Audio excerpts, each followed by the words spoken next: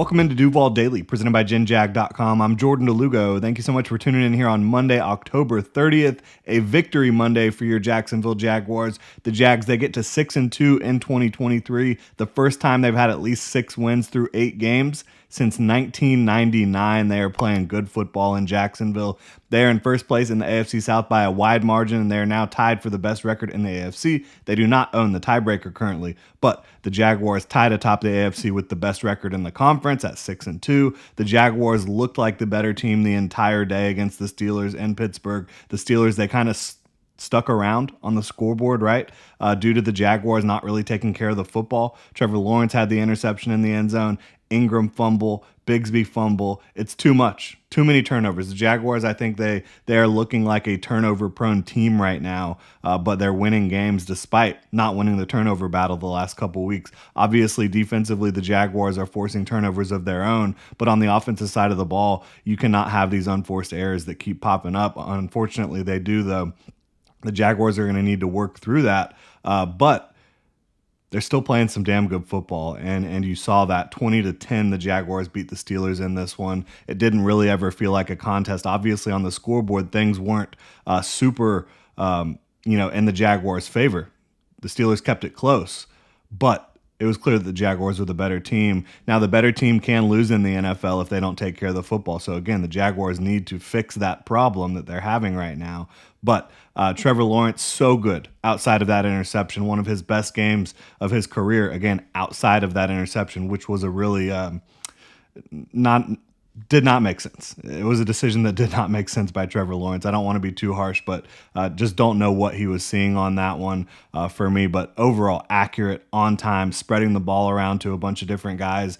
Travis Etienne, he continued to impress in the running game. And as a pass catcher, he scored another touchdown. This time it was on a 56-yard wheel route down the right sideline. Thing of beauty from Trevor Lawrence to Travis Etienne on that one. No one was catching Etienne after he caught that ball. Evan Ingram, he was doing a good job in the pass catching department as well. Obviously did have the fumble, which you can't have, but he led the way in receiving for the Jaguars. Calvin Ridley racked up over 80 yards. He was pretty good on the day as well. Did have one drop. And then Christian Kirk was super efficient. 4 receptions on 5 targets for 46 yards for Christian Kirk there. The offensive line, I thought the game plan was pretty good here. Obviously, you're going to need to chip at times against a guy like TJ Watt. They did do that at times. Those guys were trying to wreck the game up there. They had some success. The Steelers' pass rush certainly did have some success, but I thought overall the Jaguars' offense was still able to operate at a high level despite the pass rush. Obviously, TJ Watt one-on-one with a rookie, no matter who the rookie is, and we do really like Anton Harrison around here. It's going to be a mismatch. You're going to see some plays where TJ Watt gets after it. But overall, again, I don't think that the Jaguars' offensive line did anything to basically not allow the offense to function at a high level. The offense was still moving the ball really well, still getting the job done. I think the lack of scoring, 20 points, again, really just points back to the turnovers that the Jaguars had in scoring position, quite frankly. Defensively, the Jaguars played exactly how you'd expect at this point in the season. They've been one of the best defenses in the NFL the entire year. Mike Caldwell has been dialing it up. He's dialing up the blitzes at the right times. He's using his guys in a complementary fashion. They played fast, physical. This hope defense for the Jacksonville Jaguars, they really got the job done. Again, I do not think it was a smart call by George Pickens going out and calling out the Jaguars defense in this one, but only allowed 10 points. Dewey Wingard with a huge interception. Antonio Johnson with his first career interception to seal the thing up at the end of the game there. Darius Williams continues to play out of his mind in coverage. He's been making incredible pass breakup after incredible pass breakup, and he should have definitely had at least one interception in this one, but he did have 3 really good pass breakups where he's able to just, leap for the football, lay out, get a hand on it, break things up. Again, should have been able to come down with one interception.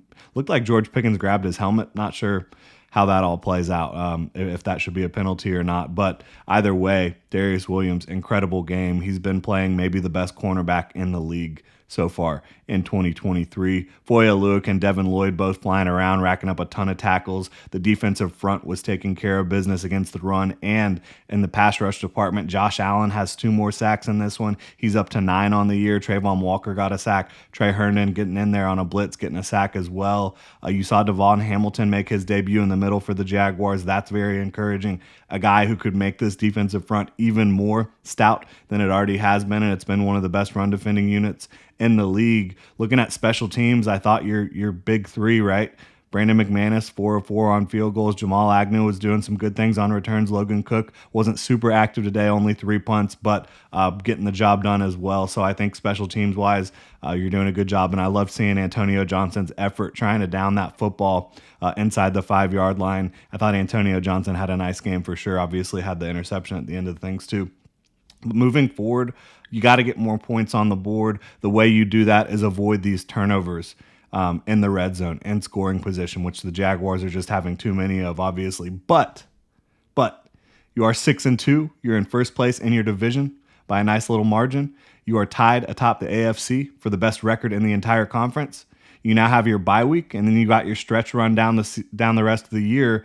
San Francisco coming to Jacksonville right after the bye week. You've got some time now to get healthy. There's some starters for the Jaguars that they want to get back, that they want to get healthy, and I think that they'll be able to do that here with the bye week and then taking on San Francisco the week after. But really appreciate y'all tuning in. If you enjoy the content, please like, subscribe, hit that notification bell. You can check out genjag.com/shop, pick up some new Duval gear.